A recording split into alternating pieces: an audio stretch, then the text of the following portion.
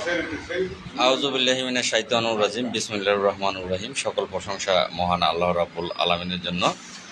প্রিয় গ্রাম পুলিশ ভাই ও বোনেরা, আসসালামু আলাইকুম। আশা করি মহান আল্লাহ রাব্বুল আলামিনের অশেষ রহমতে আপনারা সকলেই ভালো আছেন। সকলকে সালাম জানাচ্ছি। যারা মুসলমান ভাই আছেন তারা আমার সালাম গ্রহণ করবেন, আসসালামু আলাইকুম। যারা হিন্দু ভাই আছেন তাদের প্রতি জানাচ্ছি নমস্কার, এবং যারা অন্যান্য ধর্মাবলী ভাই ও বোনেরা আছেন তাদেরকে জানাচ্ছি অন্তরের অন্তঃস্থল থেকে প্রাণঢালা অভিনন্দন এবং রক্তিম লাল গোলাপের শুভেচ্ছা। 47,000 গ্রাম পুলিশ বাহিনীর কিছু গুরুত্বপূর্ণ বিষয় নিয়ে আজকের এই লাইভের আয়োজন। আমরা এই মুহূর্তে 47,000 গ্রাম পুলিশের মধ্যে আমাদের কুশরা ইউনিয়ন পরিষদে আমরা দেশের এই ক্রান্তি লগ্নের সময়ে আমরা আমাদের দায়িত্ব পালনে আছি। আমরা সরকারি চাকরিজীবী, এটা আমাদের নৈতিক দায়িত্বের মধ্যে পড়ে যে আমরা দেশের যে ক্রান্তি লগ্ন, সেই ক্রান্তি লগ্নের সময় আমরা আমাদের দায়িত্ব নিজেরা পালন করে যাব। তো এ যাবৎ পর্যন্ত আমরা প্রত্যেকটা নির্বাচন থেকে শুরু করে প্রত্যেকটা গুরুত্বপূর্ণ দেশের গুরুত্বপূর্ণ বিষয়গুলো সময়গুলো 47,000 গ্রাম পুলিশ বাহিনীর সদস্যরা প্রত্যেকেই নিজ নিজ জায়গা থেকে তারা দায়িত্ব পালন করে থাকেন। আর আজকের এই লাইভের মাধ্যমে আমি আপনাদেরকে আহ্বান জানাচ্ছি, আপনাদের ছোট ভাই হিসেবে, অনেকের ছোট ভাই, অনেকের বড় ভাই হিসেবে, অনেকেই যারা আমাকে ভালোবাসেন তাদের একজন প্রিয় পাত্র হিসেবে আমি আপনাদের সকলকেই আহ্বান জানাচ্ছি যে আমরা প্রত্যেকেই নিজ নিজ দায়িত্ব, নিজ নিজ এলাকার ইউনিয়ন পরিষদ এবং ইউনিয়ন ভূমি অফিস, সরকারি যে অফিসগুলো, সরকারি যে স্থাপনাগুলো, এগুলোর নিরাপত্তার দায়িত্ব আমরা পালন করে যাব যতক্ষণ পর্যন্ত পরবর্তী নির্দেশ আমরা না পাই যে আমরা ইউনিয়ন পরিষদে কর্মরত চাকরিজীবী, স্থানীয় সরকারে কর্মরত। আমরা প্রত্যেকেই, হ্যাঁ ভাই একটু ধৈর্য ধরেন, আলোচনা করব। কর্মবিরতির যে বিষয়টা নিয়ে আপনারা দাবি জানিয়েছেন অনেকেই, ইতিমধ্যেই আজকের সারাদিনে গতকাল থেকে অনেক ফোন আপনারা আমাকে করেছেন, অনেক ফোন, 1 মিনিট 2 মিনিট পরপরই ফোন আসে, সারা রাত্রিও ফোন অনেকেই করেছেন। যারাই আমাকে ফোন করেছেন, যারাই আমাকে পরামর্শ দিয়েছেন, কর্মবিরতির জন্য পরামর্শ দিয়েছেন, আপনাদের সকলকে অসংখ্য ধন্যবাদ। কারণ আপনারা আপনাদের ভালোবাসার জায়গা থেকে আপনারা আমাকে অনেকেই নির্দেশনা দিয়ে থাকেন যে লাল ভাই এটা করলে কি এমন হয়, এটা আপনার মাধ্যম দিয়ে আপনি শুরু করেন, অনেকেই আপনারা নির্দেশনা দিয়ে থাকেন। আপনাদের সকলকেই অসংখ্য ধন্যবাদ। আমরা এককভাবে কোনো কিছুই করতে চাচ্ছি না। আপনারা জানেন যে ইতিমধ্যেই দেশে একটি ইতিহাস রচনা হয়েছে। যেই কিছুদিন পূর্বে ছাত্রদের যেই বৈষম্য বিরোধী ছাত্র আন্দোলন শুরু হয়েছিল, সেই বৈষম্য বিরোধী ছাত্র আন্দোলনের মাধ্যম দিয়ে এদেশের সরকারের পতন ঘটেছে। তো সেই বৈষম্য বিরোধী আন্দোলনে আমরাই কিন্তু বাংলাদেশের 47,000 গ্রাম পুলিশ বাহিনীর সদস্যরা চরম বেতন বৈষম্যের শিকার হয়ে আমরা আছি। আমরা প্রত্যেকের জায়গা থেকে যথার্থ চেষ্টা করেছি যে আমাদের এই বেতন বৈষম্য থেকে মুক্তি পাওয়ার জন্য। এমনকি 2018 সালে আমি, উজ্জ্বল খান সহ 55 জন গ্রাম পুলিশ সদস্য আমরা সরকারের বিরুদ্ধে মামলা পর্যন্ত কিন্তু করেছি যে এই বেতন বৈষম্যর শিকার থেকে মুক্তি পাওয়ার জন্য, আমাদের জাতীয় বেতন স্কেলের জন্য আমরা করে এসেছি। সেগুলো আপনারা সাধারণ গ্রাম পুলিশ দেখেছেন। সর্বশেষও রাজপথেও যুদ্ধ করেছি 47,000 গ্রাম পুলিশ বাহিনীর সদস্যদের জন্য। তো আমাদের এখন সময় এসেছে যে আমাদের যে ছাত্ররা, তারা আমাদের সন্তানের বয়সের, আসলে এই জাতি ছাত্র রাজনীতি সেই 1952 সালের ভাষা আন্দোলনে পরে 1990 সালের ছাত্র আন্দোলন, সেটা আমাদের খেয়াল নাই। এবার 2024 সালের যেই কোটা সংস্কারের আন্দোলন, সেটার দ্বারা প্রমাণ হয়েছে যে ছাত্র যেই আন্দোলন, তাদের দ্বারাই সব কিছু সম্ভব। তারা যৌবন যার, কবি বলেছে যৌবন যার যুদ্ধ তার। তো সেক্ষেত্রে তারা প্রমাণ করে দিয়েছে যে যৌক্তিক দাবি, সঠিক দাবির পক্ষে যখন ছাত্ররা দাঁড়ায় তখন তারা সেটা আদায় করেই ছাড়ে। সেটা কিন্তু এই বাংলাদেশে প্রমাণ হয়ে গেছে। তো যাই হোক, ছাত্রদের যে দাবিটা, সেই দাবির মধ্যে কিন্তু আমরাও সেই দাবির মধ্যে পড়ি। আমরাও বেতন বৈষম্যের শিকার এই 47,000 গ্রাম পুলিশ বাহিনীর সদস্যরা। তো আমরা আমাদের এই দেশের যে ক্রান্তি লগ্নে আপনারা দেখেছেন, ছাত্ররা কিন্তু তারা দায়িত্ব তারা কাঁধে নিয়েছে। তারা আসলে শিক্ষিত, তাদেরকে বলতে হয়নি, তারা কিন্তু এই দেশের দায়িত্ব কাঁধে নিয়েছে। তারা রাস্তায় ট্রাফিকের দায়িত্ব পালন করতেছে। তারা এই দেশে যেই ভাঙচুর হয়েছে, পোড়াও জ্বালাও পোড়াও হয়েছে, সেগুলো কিন্তু তারা পয় পরিষ্কার ছাত্ররা আজকে মাঠে নেমে তারা করতেছে। আসলে তারা শিক্ষিত, মেধাবী, তাদের জ্ঞানের সাথে তুলনা হয় না। তারা কিন্তু সেগুলো নিজ দায়িত্বে এই দেশকে আবারও এগিয়ে নিয়ে যাওয়ার জন্য, এই দেশটাকে আবারও এগিয়ে নিয়ে যাওয়ার জন্য। এই সচিবের একটা ফোন দেও দেখি, ফৌজুল আলমী ভাই একটু পরে ফোন দিতেছে, লাইভ আছে। তো তারা কিন্তু এই দেশটাকে আবারও নতুন করে যে এগিয়ে নিয়ে যাওয়ার জন্য তারা তাদের দায়িত্ব পালন করতেছে। তো আমার অনেক ভাইয়েরাই রোমান আহমেদ ভাই, আসলে ভাই আমি আপনার প্রশ্নের উত্তরটাও দেবো। কর্মবিরতি ডাক দেও, দুইটা কথা লিখেছেন, দুইটার উত্তরই দেব। তো সরকারি চাকরি নিয়ম অনুসারে ভাই যখন যে সরকার থাকবে সেই সরকারের শরণাপন্ন হয়েই দাবি আদায় করার চেষ্টা করা হয়। তো তখন বাংলাদেশ আমলিক সরকার ছিল, তখন আমলিক সরকারের হয়ে চেষ্টা করেছি আমাদের দাবি দেওয়াগুলো আদায় করার জন্য। এখন বর্তমানে তত্ত্বাবধায়ক সরকারের মাধ্যম দিয়েই আমরা দাবি দেওয়া আদায় করার চেষ্টা করব। যখন যে সরকার আসবে আমরা তারই লোক ভাই, ধারাবাহিকতা নিয়ম অনুসারে আমরা তার লোক, তার হয়েই আমরা কাজ করব, তার হয়েই আমরা দাবি দেওয়া আদায় করার চেষ্টা করব। তো যাই হোক, আমি যে কথাগুলো বলবো খুব অল্প সময়ে, খুব বড় একটা লাইভ করবো না, খুব ছোট্ট একটা লাইভ করবো, বড় লাইভ এই মুহূর্তে প্রয়োজন না। তো আমি আপনাদেরকে প্রাথমিকভাবে অনুরোধ করব, পর থেকেই নিজ নিজ জায়গা থেকে আপনারা আপনাদের ইউনিয়নের যেই ইউনিয়ন পরিষদ আছে সেটা আপনারা রক্ষার চেষ্টা করবেন, সেটা যেন কোনো ক্রমে ক্ষয়ক্ষতি না হয়। আপনারা আপনাদের যথাযথ চেষ্টা আপনারা চালিয়ে যাবেন। ইউনিয়ন ভূমি অফিস আছে সেটা রক্ষার চেষ্টা আপনারা করবেন নিজ নিজ দায়িত্ব থেকে। উপজেলা পরিষদ চেষ্টা করবেন আপনাদের জায়গা থেকে। আর একটা বিষয়ে আপনাদেরকে অবগত করতে চাচ্ছি যে আপনারা হয়তো বা টিভি চ্যানেলের সংবাদে দেখেছেন, যমুনা নিউজে, যমুনা টেলিভিশনের সংবাদে অনেকেই এই বিষয়ে আমাকে ফোন দিয়েছেন। আপনাদেরকে ধন্যবাদ ভাই, আপনারা সবাই যুক্ত হয়ে প্রধানমন্ত্রীর সাথে দেখা করব ইনশাল্লাহ ভাই। আলমামুন ভাই, এখন দলবল নির্বিশেষে আমি কথা বলবো, আপনারা একটু থাকেন ধৈর্য ধরে। সকলের সাথে কথা হয়েছে, যেমন ছাত্ররা কোনো কমিটি কিন্তু করেনি, তারা সমন্বয়ক, তারা কিন্তু বৈষম্য বিরোধী ছাত্র আন্দোলনের সমন্বয়ক হিসেবে তারা কাজ করেছেন। সেখানে সভাপতি, সেক্রেটারি, কোষাধ্যক্ষ এরকম কোনো পদ পদবি ছিল না। তারা কিন্তু আজকে সাকসেস, তাদের দাবি ন্যায্য ছিল, তারা সাকসেস। তো সেক্ষেত্রে আমরাও, আমার সাথে ইতিমধ্যেই কথা হয়েছে, উজ্জ্বল খানের সাথে কথা হয়েছে, ভবেন বাবুর সাথে কথা হয়েছে, এম.এ. নাসির সাহেবের সাথে কথা হয়েছে, কমান্ডার মোস্তফা কামালের সাথে কথা হয়েছে, দেলোয়ার ভাইয়ের সাথে কথা হয়েছে। সকলের সাথেই কিন্তু আমার ইতিমধ্যেই আজকে এই সকাল 11টার পর থেকে এখন পর্যন্ত সকলের সাথেই আমার আলোচনা হয়েছে। আমরা সকলেই এই আমাদেরও একটা দুর্যোগের দিন আমরা কিন্তু এই পার করি, প্রতিটা দিনই আমাদের বেতন নেই, কিন্তু আমরা কিন্তু আমাদের যথেষ্ট পরিমাণে দায়িত্ব কিন্তু আমরা পালন করি। সেগুলো হয়তো বাংলার জনগণ বা যারা ঊর্ধ্বতন মহল আমাদের দিয়ে দায়িত্ব পালন করে তারা হয়তো বা উপলব্ধি করতে পারে না। উপলব্ধি যদি করতে পারতো তাহলে আমাদের অনেক আগেই অন্ততপক্ষে বাংলাদেশের সরকারের যেই একেবারে সর্বনিম্ন স্তর, সেই স্বীকৃতিটা আমরা আরও আগেই পেতাম। আমাদের তার জন্য যুদ্ধ করতে হতো না, রাজপথে দাঁড়াতে হতো না, এই সরকারের বিরুদ্ধে মামলা করতে হতো না।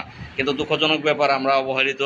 আমরা চেষ্টা করব সকলের সম্মিলিত ঐক্যবদ্ধভাবে, আমি চেষ্টা করতেছি ভাই। আমরা আর কত অবহেলার পাত্র হয়ে ভাই, আপনাদের এইগুলো পরে কমেন্টের উত্তরগুলো পরে দিই। যমুনা নিউজের যে কথাটি বলতে চাচ্ছি এটা আমি ক্লিয়ার করি আগে, কথা এলোমেলো হয়ে যাবে। তো যমুনা নিউজে, যমুনা টেলিভিশনের যে সংবাদে দেখে আপনারা আমাকে ফোন করে যাচ্ছেন অনর্গল, অনেকের সাথে কথা বলতে হচ্ছে আমাকে ফোনগুলো রিসিভ করে। তো সেখানে লিখেছিলেন, আপনারা এই দেখেছেন, অনেকেই দেখেছেন যে নিউজের হেডলাইনে লিখেছে যে থানা এবং ট্রাফিকের দায়িত্ব পালন করবে আনসার ও গ্রাম পুলিশ, এতটুকুই লিখেছিলেন। তো সেটা স্ক্রিনশট দিয়ে টিভি থেকে কিন্তু আমি রেখেছি।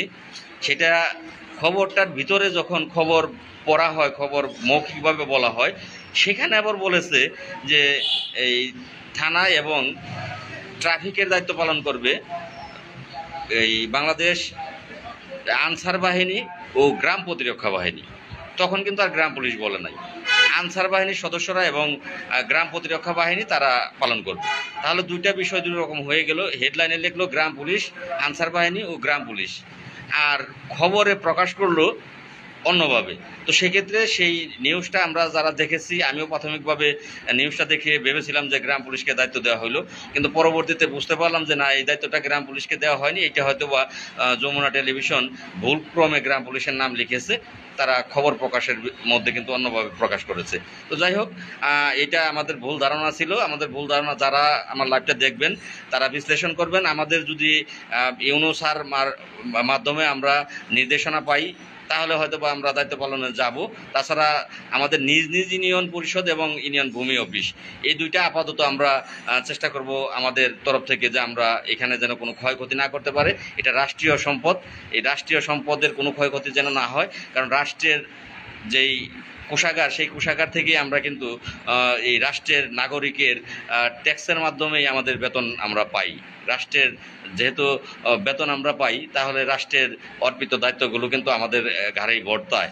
আমরা আমাদের নিজ নিজ জায়গা থেকে আমাদের সবটুকু দিয়ে আমরা চেষ্টা করব দেশের এই ক্রান্তি লগ্নের সময় আমরা এগুলো রক্ষা করার জন্য। পরবর্তীতে যেই বিষয়টা এখন আমাদের সামনে আসছে যে আমাদের বেতন ৬,৫০০ টাকা। এই ৬,৫০০ টাকা বাংলার ইতিহাসে না, পৃথিবীর ইতিহাসে কারো বেতন না। আবার সরকারি পোশাক গায়ে, সরকারি এই পোশাকটা সরকার দিয়েছে, সেখানে গ্রাম পুলিশ লেখা। অত্যন্ত কষ্ট হয়ে গেল আমাদের মনে। তো এই কষ্টগুলো আমরা এই যাবৎ পর্যন্ত মুক্তি পাই নাই। হ্যাঁ ভাই, বলবো নেতারা কি বললো এই কথাগুলো আমি আপনাদের বলবো। আপনারা লাইভ বলছি আগে, লাইভ বেশি সময় করবো না, আধা ঘন্টা লাইভ করবো। আপনারা সকলেই লাইভটা শেয়ার করে সকল গ্রাম পুলিশ যেন দেখতে পারে।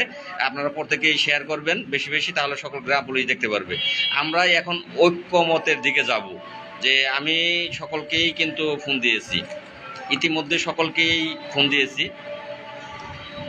কমান্ডার মুস্তফা কামাল তিনি বেশি কথা বলেননি, তিনি বলল ঠিক আছে আমি দেখতেছি, এতটুকুই তিনি বললো। আমি তাকে ফোন দিয়ে বললাম, সালাম দিলাম এবং বললাম যে এখন যে এই সুন্দর সুবর্ণ সুযোগ, তার আগে একটি কথা আমি আপনাদেরকে বলতে চাই যে সাধারণ যারা গ্রাম পুলিশ তারা হয়তো বা এতটা অভিজ্ঞতা আপনাদের নেই, আপনারা ঘাটাঘাটি করেন না, আপনাদের এতটা অভিজ্ঞতা নেই। আমরা যারা নেতৃত্ব দিচ্ছি, আমরা ঘাটাঘাটি করতে গিয়েই আমাদের অভিজ্ঞতাটা একটু হলেও আপনাদের চেয়ে হয়তো বা বেশি। আবার এটাও বলবো না আমার চেয়েও অনেক সাধারণ যারা আছেন নেতৃত্ব দেন না, হয়তো বা তারও অভিজ্ঞতা আমার চেয়ে বেশি আছে অনেকেরই। তো ২০০৮ সালে তত্ত্বাবধায়ক সরকার আমলে সর্বপ্রথম বাংলাদেশ গ্রাম পুলিশ বাহিনীর সদস্যদেরকে জাতীয় বেতন স্কেলের প্রজ্ঞাপনপত্র কিন্তু জারি করেছিলেন। সেইটা এই ২০০৮ সালের তত্ত্বাবধায়ক সরকার। সেই সেই প্রজ্ঞাপনপত্রটি কিন্তু আমার কাছে কপি আছে। সেই প্রজ্ঞাপনপত্রটি ২০০৯ সালে বাংলাদেশ আওয়ামী লীগ সরকার গঠন করলো। তখন আবারও নতুন করে ২০০৯ সালে প্রজ্ঞাপন হলো, ২০১০ সালে প্রজ্ঞাপন হলো, ২০১১ সালে প্রজ্ঞাপন হলো। কিন্তু দুঃখজনক ব্যাপার, এই ২০১১ সালে গ্যাজেট হওয়ার পরেও আমাদের সেই প্রজ্ঞাপনপত্র গ্যাজেট কোনোটাই কাজে লাগলো না। আমাদের বেতন কিন্তু আমরা এই যাবৎ পর্যন্ত পাইনি। এই দেশ স্বাধীন হয়েছিল ১৯৭১ সালে, আজকে ৫৩-৫৪ বছরে পা দিয়েছি। স্বাধীনতার সুফল কিন্তু আমরা ৪৭,০০০ গ্রাম পুলিশ বাহিনীর সদস্যরা আমরা উপভোগ করতে পারিনি। আমরা চরম বেতন বৈষম্যের শিকার বাংলাদেশ গ্রাম পুলিশ বাহিনীর সদস্যরা। এখন যদি এই ৪-৫টা নেতা, যারা আমরা ৪-৫টা ভাগে বিভক্ত হয়ে আমাদের কর্মকাণ্ড এতদিন পরিচালনা করছি, আমরা যদি এই ৫-৬ জন একত্রিত হই, তাহলে আমরা চেষ্টা করব যারা এই বাংলাদেশকে আবারও দ্বিতীয়বারের মতো স্বাধীন করেছে, তারা বৈষম্য দূরীকরণের জন্য স্বাধীন করেছে, মানুষে মানুষে কোনো ভেদাভেদ থাকবে না। এই জন্য তারা দ্বিতীয়বার কিন্তু বাংলাদেশে এই যুদ্ধের মতো একটি পরিস্থিতি বাংলাদেশে তৈরি হয়েছে। তো সেই প্রয়োজনে আমরা চেষ্টা করব যারা এই দেশটাকে আবারও এই বৈষম্য দূর করার জন্য, কোঠা বিভিন্ন বৈষম্য এখানে আছে, সেগুলো দূর করার জন্য যারা একত্র হয়ে আজকে সরকার পতন করেছে। আমরা গ্রাম পুলিশ বাহিনীর সদস্য, আমরা দুর্বল, আমরা অবহেলিত, আমাদের সাহস কম, আমরা দরিদ্র, আমরা পারিনি। এটা আমাদের ন্যায্য দাবি। ৪৭,০০০ গ্রাম পুলিশের দাবির সাথে কোনো মানুষ নাই সে বলবে না যে ৬,৫০০ টাকা বর্তমানে একজন মানুষের বেতন হয় কিভাবে। আবার সরকারি পোশাক দেখা যায় তোমাদের গায়ে, ২৪ ঘন্টা তোমরা সরকারি দায়িত্ব পালন করো, তো তোমাদের বেতন ৬,৫০০ টাকা কিভাবে হয়? এটা প্রত্যেকটা মানুষ কিন্তু আমাদের পক্ষে কথা বলেছে, প্রত্যেকটা মানুষ আমাদের পক্ষে কথা বলে থাকে। আমরা ঢাকাতে যখন আন্দোলন করি প্রত্যেকেই আমাদের সাথে সমবেদনা প্রকাশ করে যে আসলে 6,500 টাকা কোনো মানুষের বেতন হতে পারে না। তাহলে আমাদের দাবিটাও কিন্তু যৌক্তিক একটি দাবি, কিন্তু আমরা পারিনি, আমরা দুর্বল, আমরা দরিদ্র, আমাদের কথা কেউ শুনে না, কারণ আমরা গরিব মানুষ। তো আমরা প্রয়োজনে যেই ছাত্ররা আজকে এই দেশের বৈষম্য দূর করতে চায়, আমরা প্রয়োজনে সেই যে সমন্বয়কারী আছে তাদের এখানে 15 জন সমন্বয়কারীর সাথে আমরা যোগাযোগ করার চেষ্টা করব, যে তাদের মাধ্যম দিয়ে মাননীয় বর্তমানে যেই সরকার প্রধান আসবে সেই সরকার প্রধানের শরণাপন্ন হওয়ার জন্য, যে আমরাও চরম বেতন বৈষম্যের শিকার, আমরা এখান থেকে মুক্তি চাই। তা আমরাও চেষ্টা করব, যদি আমরা সকলে একত্রিত হতে পারি, বেশি ব্যক্তি লাগে না, commander Mustafa Kamal, M A Naser, তারা এদিকে 2 জন, আর ভবেনবাবু দেলোয়ার, তারা ওইখানে 2 জন, আমি আমার এখান থেকে আছি 2 জন, উজ্জ্বল খানের ওইখান থেকে 2 জন, এই 8-10 জন লোক যদি আমরা একত্রিত হই, তাহলে আমার মনে হয় যে সারা বাংলাদেশের গ্রাম পুলিশ 46,000 একত্রিত হয়ে যায়। আর এই 8 জন একত্র হলে কোনো কমিটি বুঝি না, সমন্বয়ক 8 জনেই একটা সমন্বয়ক, 8 জন সমন্বয় করে আমরা এই ছাত্র বৈষম্য বিরোধী ছাত্র আন্দোলনের সমন্বয়কারী যারা, আমরা তাদের সাথে যোগাযোগ করার চেষ্টা করব, আমরা সেনাপ্রধানের সাথে যোগাযোগ করার চেষ্টা করব, আমরা রাষ্ট্রপতির সাথে যোগাযোগ করার চেষ্টা করব, এবং যিনি প্রধানমন্ত্রীর দায়িত্ব পালন করবেন আমরা তার সাথে যোগাযোগ করার চেষ্টা করব। ইনশাল্লাহ যদি আমরা এই 8 জন ব্যক্তি একত্র হই সম্ভব হবে। আমরা আগে নিয়মতান্ত্রিকভাবে আমরা আইনশৃঙ্খলা বাহিনীর সদস্য, আমরা আগে নিয়মতান্ত্রিকভাবে চেষ্টা করি। সেখানে যদি আমরা ব্যর্থ হই, অনেক বন্ধুরা কর্মবিরতির জন্য বলতেছেন, আমাকে ইতিমধ্যেই বহু লোক ফোন দিয়েছেন। এই 2 দিনে অনেক গ্রাম পুলিশ সদস্য এই দেশের বিভিন্ন থানা থেকে, বিভিন্ন জেলা থেকে ফোন করেছেন, কর্মবিরতির জন্য আমাকে ডাক দিতে বলেছেন, বা কর্মবিরতির ডিক্লেয়ার কিন্তু আমাকে ইতিমধ্যে আপনারা দিতে বলতেছেন যে লালমি ভাই আপনি কর্মবিরতির ডিক্লেয়ার দেন।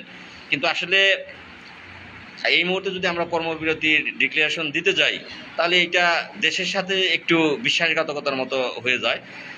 পুলিশের কথা আপনারা অনেকেই বলতেছেন পুলিশ কর্মবিরতি দিয়েছে, পুলিশ কর্মবিরতি তারা দিয়েছে, সেখানে আলাদা একটা বিষয় আছে যে পুলিশ আজকে নিরাপদ নয়।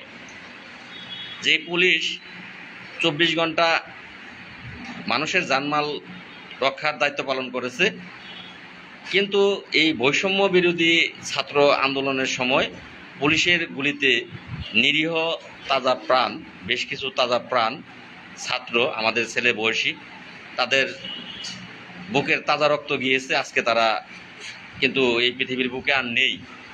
যেই কারণে সংগ্রামী ছাত্ররা এগুলো করেনি। যাই হোক, সারা বাংলাদেশের জনগণই ক্ষিপ্ত হয়ে যেই অঘটনটা ঘটেছে, যে পুলিশের উপর আক্রমণ হয়েছে, বেশ পুলিশ মারা গিয়েছে, তো সেখান থেকে পুলিশেরা তারা তাদের কর্মবিরতি দিয়েছে যে তারা নিরাপদ না, এই জন্য।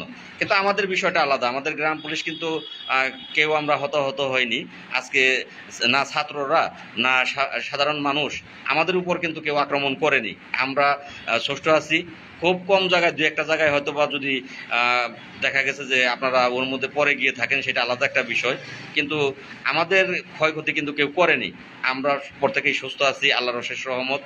তো আমরা কর্মবিরতিতে আপাতত এই 8 জন ব্যক্তি সিদ্ধান্তর আগে এককভাবে আমরা সিদ্ধান্ত না নেই, 8 জন ব্যক্তি আমরা একটু সমন্বয় করি। তো মুস্তফা কামালের সাথে আমার কথা বেশি হয়নি, আমি শেষ করব যে কার সাথে কি কথা হয়েছে। এই কথাগুলো আপনাদেরকে জানানোর মাধ্যম দিয়েই আমি লাইভ থেকে বিদায় নেব। মুস্তফা কামালের সাথে কথা হয়েছে 1-1.5 মিনিটের মতো। উনি যা জানিয়েছে যে ঠিক আছে আমি দেখতেছি, এর বেশি কথা উনি আমার সাথে বলেনি। যাই হোক, বিষয়টা আমার কাছে আবার একটু খারাপও লাগছে, মাইন্ডে লাগছে যে এটা আমি দেখতেছি, এটা সেই বিষয় না, আলোচনা করাটা উচিত না। তো উনি দেখতেছে, আমি তাকে প্রশ্ন করেছি আপনি এককভাবে কি দেখবেন। আমি আপনাকে ফোন দিয়েছি কিছু কথা বলার জন্য, সমন্বয় করার জন্য, সময়টাকে কাজে লাগানোর জন্য। তো যাই হোক, এই কথাটুকু তার সাথে হয়েছে। পরবর্তীতে যে ফোনটি আমি করেছি সেটা ভবেনবাবুকে করেছি। ভবেনবাবু বলেছে হ্যাঁ লালমি, সুন্দর একটি প্রস্তাব, আমরা একত্র হয়ে 47,000 গ্রাম পুলিশের কল্যাণে এগোতে পারি, তুমি সবার সাথে কথা বলো, এটা ভবেনবাবু আমাকে বলেছে। পরবর্তীতে ফোন দিয়েছি আমি দেলোয়ার ভাইকে, দেলোয়ার ভাই বলেছে আমাকে যে হ্যাঁ এটা লালমি সুন্দর একটি প্রস্তাব, ঠিক আছে আমি অন্যদের সাথে কথা বলি, এটা দেলোয়ার ভাই বলেছে। এর পরবর্তীতে যে ফোনটি আমি দিয়েছি সেটি নাসের ভাইকে। লাইভে ঢোকার 5 মিনিট আগে, তার আগে নাসের ভাইয়ের ফোনটি আমি বন্ধ পেয়েছি। তো লাইভে ঢোকার 5 মিনিট আগে ফোন দিলাম, রিসিভ করেছে। কথা হল, নাসের ভাইও বলেছে যে হ্যাঁ লাল মিয়া, অসুবিধা নাই, একত্র হওয়া অবশ্যই প্রয়োজন, একত্র হয়ে আমরা চেষ্টা করাটা উচিত। এই হচ্ছে, ও সরি, মাঝখানে বাদ গেল, উজ্জ্বল খানকেও আমি ফোন দিয়েছিলাম। সবচেয়ে বেশি কথা উজ্জ্বল খানের সাথে হলো, উজ্জ্বল খানও মতামত দিয়েছে যে হ্যাঁ আমাদের একত্র হওয়া দরকার, তবে কর্মবিরতিটা এইটা আসলে আলোচনা সাপেক্ষে ছাড়া আমরা করব না। এটা আমরা এই 8 জন বসে যে 47,000 গ্রাম পুলিশের ক্ষতি হবে এমন কোনো সিদ্ধান্তে আমরা এককভাবে যাব না, যে আমি সিদ্ধান্ত নিলাম আমার মতো করলাম, এককভাবে আমরা যাব না। হ্যাঁ ভাই, আমার একটি ভাই লিখেছেন সময় চলে গেলে সময় ফিরে পাবেন না। রাইট ভাই, এই কথাটি আমিই বলবো আপনাদেরকে, যে এই যে সমন্বয়, এই সমন্বয়ের কথা বলে বেশি সময় পার করা যাবে না। সুন্দর একটি প্রস্তাব করেছেন। 2008 সালে তত্ত্বাবধায়ক সরকার আমাদের প্রজ্ঞাপন জারি করেছিলেন জাতীয় বেতন স্কেলের। আমরা আশাবাদী আবারও আমরা সেই সরকার পেয়েছি, আমরা সেই সরকার তত্ত্বাবধায়ক সরকার আবারও পেয়ে গিয়েছি, আবারও সেনা সরকার পেয়ে গিয়েছি। তারা অবশ্যই এই দেশের যেটা সঠিক তারা সেটাই করে, প্রাপ্য জিনিসগুলো তারা, অধিকারগুলো তারা ফিরিয়ে দেয়। তো সুন্দর একটি সুবর্ণ সুযোগ আমাদের হাতে, যে আমরা আমাদের অধিকার ফিরে পাওয়ার একটি মুহূর্তে আমরা আছি। তো আমি তাদেরকে অবশ্যই আহ্বান করব, আবারও আমি কথা বলবো তাদের সাথে। আজকের দিনটা পেরিয়ে গেলেই কালকে আবারও আমি তাদের সাথে কথা বলবো, যে এখানে সময় ক্ষেপণ করা যাবে না, সময় পার করা যাবে না, খুব দ্রুত সিদ্ধান্ত নিতে হবে। যদি তারা এক টেবিলে বসতে, যমুনা টিভির নিউজ দেখে আসলাম, ওর কথাও গ্রাম পুলিশ লেখা বা বলেনি। লেখা আছে ভাই, যমুনা টিভিতে লেখা আছে ভাই, আমি স্ক্রিনশট দিয়ে রেখেছি, লেখা আছে, কিন্তু বলেনি। মৌখিকভাবে যে বলে সেখানে বলেনি, কিন্তু লেখা আছে। ভাই, আমি অনেকেই লিখতেছেন সঠিক সময় সঠিক সিদ্ধান্ত নিন, সহমত ভাই, ধন্যবাদ ভাই আপনাদেরকে। যাই হোক, আপনারা প্রত্যেকেই কমেন্ট করে জানাবেন যে আমার যে এই সিদ্ধান্তগুলো আপনাদেরকে আমি জানালাম, যে পদক্ষেপগুলো যেভাবে আমি নিতে চাচ্ছি, আমার পদক্ষেপ ঠিক আছে কিনা, যে এই সময়ে আমাদের সকলকেই একত্র হয়ে দৌড়ঝাঁপ করা প্রয়োজন কিনা। আমি এককভাবে করলে আমি কালই করতে পারবো, কালকের দিন পরে আমি করতে পারবো। আমি সেনাপ্রধানের কাছে ঢোকার চেষ্টা করব আপনাদের 47,000 গ্রাম পুলিশের জন্য। আমি তত্ত্বাবধায়ক সরকারের কাছেও ঢোকার চেষ্টা করব 47,000 গ্রাম পুলিশের কল্যাণের জন্য। আমি রাষ্ট্রপতির কাছে, মহামান্য রাষ্ট্রপতির কাছেও ঢোকার চেষ্টা করব। কিন্তু এককভাবে না করে সেটা যদি আমরা 47,000-এর পক্ষ থেকে করি, আমার মনে হয় সেটা ভালো হয়। তো এই ব্যাপারে আপনারা সকলে বলবেন, হ্যাঁ সব নেতারা লাইভে আসেন। হ্যাঁ ভাই, সব নেতারাই একত্রে লাইভে আসা হবে খুব দ্রুতই। আজকে এবং কালকের মধ্যেই আমরা সকলেই আমাদের শেষ সিদ্ধান্তটা আপনাদেরকে আবারও জানাবো। আপনারা সকলেই আমাদের জন্য দোয়া করবেন। ধন্যবাদ ভাই। হয় চাকরি নিক, না হয় সম্মান দিক, অশিক্ষিত চেয়ারম্যান মেম্বারদের কথা শুনতে চাই না। রোহান ভাই অবশ্যই যুক্তিসঙ্গত কথা বলেছেন। তো একটু সময় আমাদেরকে দিন, যদি আপনারা আমার কথাগুলো ভালো লাগে, যে হ্যাঁ লাল মিয়া ভাই সঠিক কথা বলেছে, ভালো লাগলো, তাহলে অবশ্যই সাপোর্ট করবেন, সর্বোপরি সাথে থাকবেন, পাশে থাকবেন, এটা আশা করব। তো আবারও আমি বিদায়কালে বলতে চাচ্ছি যে আমি শেষবারের মতো সমন্বয়ের করার জন্য চেষ্টা করব। তারা যদি সমন্বয়ে না বসে, তাহলে আমি আপনাদের নিয়ে এগিয়ে যাব। আমি আমার মতে চেষ্টা করব, আমি ঘরে বসে থাকবো না। সকলে ভালো থাকবেন। আসসালামু আলাইকুম ওয়া রাহমাতুল্লাহি ওয়া বারাকাতুহু।